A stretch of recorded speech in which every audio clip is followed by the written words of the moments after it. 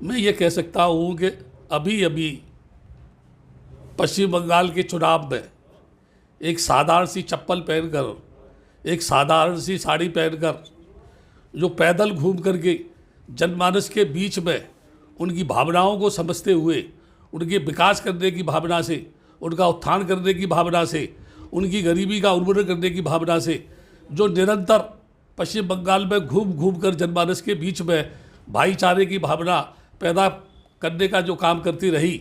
उस ममता बनर्जी ने 10 लाख का सूट पहनने वाले एक ऐसे प्रधानमंत्री को चारों डंडे चित किया जो देखने में अपने आप में आश्चर्यचकित लगता है। मैं ये कह सकता हूँ, एक ईमानदार ने बेईमान की छाती पर जो है अपने आदर्श त्याग का त्रिशूल ठोक दिया और उसे ये सोचने के लिए मजबूर किया कि फरेब कितना भी बड़ा क्यों नहीं हो, बदमाशी कितनी बड़ी क्यों नहीं हो, चालाकी कितनी बड़ी क्यों नहीं हो, षड्यंत्र कितना ही बड़ा क्यों नहीं हो, एकजुट होकर के कितने भी बदमाश लोग किसी को परेशान करने के लिए, किसी को बर्बाद करने के लिए कितनी भी कोशिश क्यों न करें, लेकिन आखिर में विजयी वही होता है जिसका ईमान हिमालय की तरह से अड़ग होता है, जिसका इरादा एक मजबूत होता है, जो हिमालय सागर की तरह से गहराइयों में खोया हुआ होता है, जिसके मन पर शिकस्त नहीं आती, जिसके चेहरे पर हमेशा मुस्कुराहट रहती है। ऐसी उस ममता बनर्जी एक ही महिला ने, जिसके पीछे पूरा आरएसएस, जिसके पीछे पूरी सरकार, उस सरकार के नुमाइंदे, मंत्री, संतरी से लेकर के जितनी भी उनकी संस्थाएं थी जो राम राज्य की कल्पना कर रही है भारत की धरती पर, एक महिला ने उनको चारों डंडे चित्त करके ये बता दिया कि तुम कितने भी एक हो जाओ, अगर तुम्हारे मन का छल कपट फरेब दूर नहीं होता तो तुम तो क्या, तुम्हारे फरिश्ते भी कभी इस भारत की धरती पर राम राज्य की कल्पना नहीं कर सकते। साकार करना तो बहुत बड़ी बात है। मैं यहाँ ये बताना चाहता हूँ, लाशों के ढेर पर बैठकर राजनीति करने वाला व्यक्ति, बड़ी हंसी आती है मुझे इस बात पर कि जिस समय देश में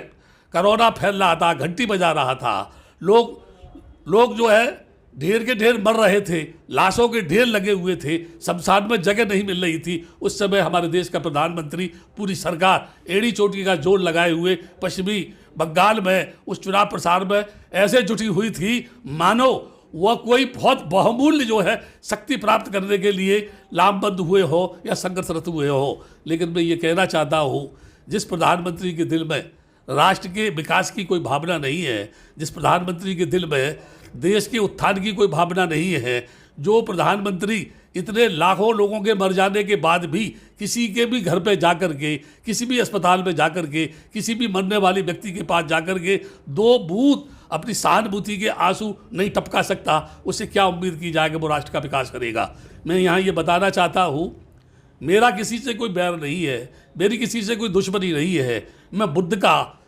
अनुयायी हूँ, बुद्ध के दर्शन का अनुयायी हूँ। मेरा काम अहिंसात्मक पथ पर चल करके भाईचारे की भावना के माध्यम से देश में एकजुटता लाना है, देश की एकता अखंडता को मजबूत करना है, देश में एक जातविहीन समाज की स्थापना करना है, देश से ऊंच नीच को भगाना है, अंधविश्वास, रूढ़वाद की परिकल्पना को जो ध्वस्त करना है, अनिश्वरवाद, अनातमवाद की धरती पर स्थापना करना है, ताकि मानव राष्ट्र के विकास के लिए सोचे, राष्ट्र के निर्माण के लिए सोचे, राष्ट्र के लिए जिए, राष्ट्र के लिए मरे। तभी तो ये देश राष्ट्र को विश्वगुरु कहलाएगा, तभी तो दुनिया के लोग यहाँ बुद्ध के दर्शन को जानने के लिए आएंगे। कितना हास्यास्पद है, 3-4 महीने तक इस देश में जितनी बुरी तरीके से तांडव हो रहा है इस कोरोना वायरस का, बड़े खेद के साथ मुझे कहना पड़ता है, शासन प्रशासन इस बात पर जोर दे रहा है मास्क लगाओ, नहीं तो तुम पर जुर्माना होगा। कोई बगैर मास्क के घर में से निकले नहीं, घर में बैठा है तो भी मास्क लगाओ। यानी जबरन तुम जो लोगों के ऊपर थोप रहे हो, वो सिकंदर क्या था जिसने जुल्म से जीता जहां, जो प्यार से जीते दिलों को वो झुका दे आसमां। इस धरती पर तुमसे ज़्यादा बड़े बड़े शहंशाह हुए, तुमसे ज़्यादा बड़े बड़े आला बादशाह हुए, जो तलवार के बूते पर पूरी दुनिया को जीतना चाहते थे। लेकिन मैं ये कहूँगा, जो अपने आप को नहीं जीत सकता, जो अपने पाप को ख़त्म नहीं कर सकता, जो अपने मन की घृणा को दूर नहीं कर सकता, जिसने अपने मन को नहीं जीता, वो दूसरों को क्या जीतेगा। दूसरों को जीतने वाले, पहले तुम अपने आप को तो जीतो, अपने आप को तो समझो। तुमने अपने आप को तो समझा नहीं है। तुम 10 लाख का सूट पहनकर, तुम 50 लाख का सूट पहनकर दुनिया को क्या बताना चाहते हो? वो गांधी लंगोटी लगा करके अहिंसा का पुजारी बन के इस देश का राष्ट्रपिता बन सकता है। तुम उसके नाम लेने वाले लोग इतनी कॉस्टली कपड़े पहन करके राष्ट्रभक्त बनने का जो नाटक कर रहे हो, ये देश अब देख रहा है। यहाँ के लोग ये जान चुके हैं कि तुम बहरूपिया हो, नकाबपोश हो। तुम जो धोखा जो दे रहे हो, देश को जो बेचने का काम कर रहे हो, देश के हवाई अड्डों को बेचने का काम कर रहे हो, देश के यानी भविष्य को बेचने का काम कर रहे हो, या कि मशीनरी को बेचने का काम कर रहे हो, या कि बैंकों को बेचने का काम कर रहे हो, इससे कौन सा राष्ट्र उत्थान होगा? आप क्या काम करेंगे? क्या आप सारे देश को बेच करके दलाली की कमाई खाएंगे? क्या आप इस देश को बैठ करके अंधकार में ले जाएंगे?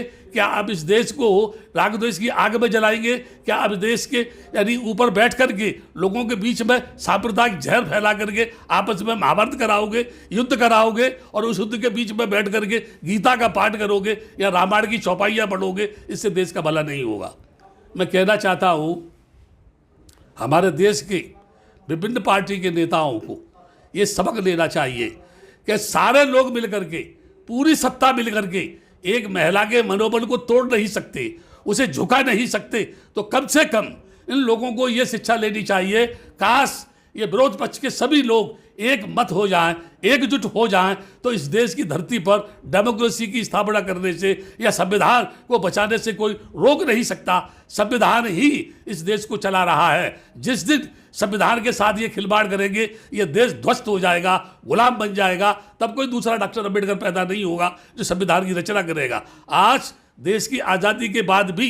कोई अनुसूचित जाति का व्यक्ति घोड़े पर चढ़ नहीं सकता, बारात में नहीं ले जा सकता, वो अपने बेटे की शादी धूमधाम से नहीं कर सकता। आज भी लोगों के मन में जहर है, जलन है। जो योगी उत्तर प्रदेश को नहीं संभाल सका, वो जो पश्चिम बंगाल में झंडे गाड़ने के लिए गया था, लेकिन वहां देखा कि वो ममता बनर्जी इतने बहुमत के साथ जीती तो चारों डंडे चित्त गिरा। अब उसको मुंह दिखाने की भी जगह नहीं है। कम से कम अपने देश, अपने प्रदेश का भला कर लेता। अपने प्रदेश में जो लोगों की मृत्यु का तांडव हो रहा है, गैस की जो कमी हो रही है, अस्पतालों में बिस्तरों की कमी हो रही है, लोग मर रहे हैं, लाशों के ढेर लगे हैं, शमशान में जगह नहीं मिल रही है, जहाँ कुत्ते दफनाए जाते हैं वहाँ लोगों को जलाया जाएगा। ऐसे हालात में ये देश यहाँ के शासन प्रशासन से, यहाँ के मंत्री से, प्रधानमंत्री से, यहाँ के राष्ट्रपति से ये पूछ रहा है, हे देश के कर्णधारों, हे देश के चौकीदारों, हे देश को सजग रास्ते पे ले जाने वाले लोगों, हे देश का उत्थान करने वाले लोगों, तुम ये बताओ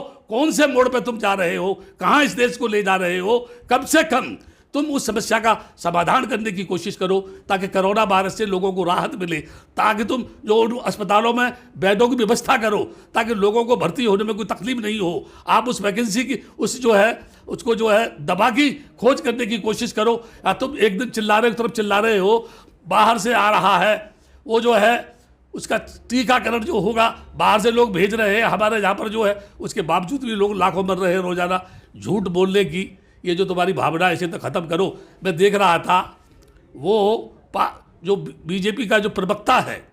है जिसको लोग जो है बड़े कहते हैं कि बहुत ही अच्छा होशियार है, जो है वो अंतिम क्षण तक गाल बजा रहा था, हम जीतेंगे, सत्ता हमारी आएगी, बिल्कुल स्पष्ट बहुमत से जीत रहे हैं, 200 से ऊपर सीट लेके आएंगे। अरे झूठ बोलने वाले लोगों, कितना झूठ बोलोगे? एक दिन झूठ बोलते बोलते जो तुम कपड़े पहने हो ना उतर के नीचे आ जाएंगे और तुम जमीन पर नंगे दिखाई दोगे। तब लोग तुमको थूकेंगे और पूछेंगे तुमको कि हमने तो ये सोचा था कि तुम राष्ट्र का निर्माण करोगे, हमको क्या पता था कि तुम राष्ट्र विरोधी निकलोगे, राष्ट्र के प्रति गद्दार निकलोगे। तुम उन लोगों को महत्व दोगे जो उस देश को जो है बेचना चाहते हैं, तुम उन लोगों को महत्व दोगे जो बेईमानी में ईमान को कैद करना चाहते हैं। इसीलिए मैं समस्त नेताओं से, देश की जनता से और अपील करता हूं कि आने वाले समय में सोच समझकर कदम उठाओ। देश में अगर राजनीति करनी है तो डेमोक्रेसी की राजनीति करो, गरीबों की उन्मूलन की राजनीति करो, शिक्षा की राजनीति करो, शिक्षा के विकास की राजनीति करो,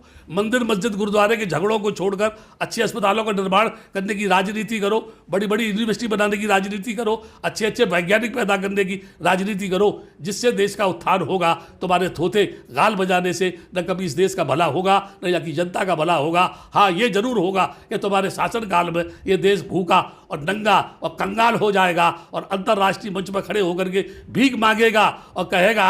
हमें कुछ दे दो खाने को, क्योंकि हमारे देश के नुमाइंदों ने हमें इस स्थिति में लाके खड़ा कर दिया है जिनका काम था हमारी ज़िंदगी का विकास करना, उन्होंने हमें ऐसे मोड़ में खड़ा कर दिया है जहां मरने के अलावा कोई रास्ता नहीं है। इसलिए होश में आ जाओ, और होश में आने के बाद अच्छा काम करके ऐसा काम करो कि दुनिया के लोग तुम्हारा नाम लें, तुम्हारी प्रशंसा करें कि वास्तविक दृष्टि से भारत की धरती पर लोकतंत्र की मजबूती के लिए कार्य करने वाले नेता कितने अच्छे हैं, कितने राष्ट्रभक्त हैं, कितने यानी हम गरीबों के हमदर्द है। मैं समझता हूँ यही भावना इस देश को मजबूत करेगी और राष्ट्र मजबूत होगा, लोकतंत्र मजबूत होगा और संविधान सही मायने में जो दिशा दे रहा है उस पर चल करके हमारे देश का एक ऐसा निर्माण होगा जो दुनिया के लिए एक प्रेरणा का स्रोत बनेगा।